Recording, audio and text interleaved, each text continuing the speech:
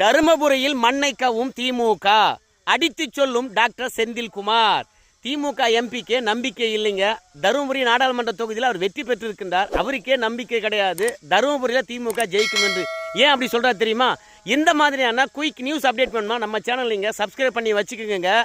2014 நாடாளுமன்ற தேர்தலில் பாஜக கூட்டணியில் பாமக இருந்தது, அதிமுக தனிய கூட்டணி இருந்தது, திமுக தனிய கூட்டணி இருந்தது. இந்த 3 கூட்டணியும் தேர்தலை சந்திக்கின்ற போது அந்த இடத்துல அன்புமணி ராமதாஸ் அவர்கள் ஜெயிக்கிறாரு. அதனால தருமபுரி நாடாளுமன்ற தொகுதியை பொறுத்த வரைக்கும் வன்னிய சமூக ரீதியாக பாமகவுக்கு நல்ல கட்டமைப்பு இருக்கிறது. 80% வாக்குகளை அவங்க வாங்கிடுவாங்க.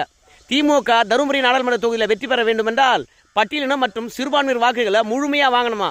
ஆனால் அதுக்கு சான்ஸ் இல்லையாம. ஏன்னா அதிமுக தனியே நிற்பதனால இந்த முறை சிறுபான்மையர் பட்டியலின சமூக வாக்குகள் திமுகவுக்கு முழுமையாக வராது, அதிமுகவுக்கும் போகும். அதனால இந்த முறை தருமபுரி தொகுதியில் பார்த்தீங்கன்னா திமுகவுக்கு சங்கம். திமுக காரங்களே சொல்றாங்க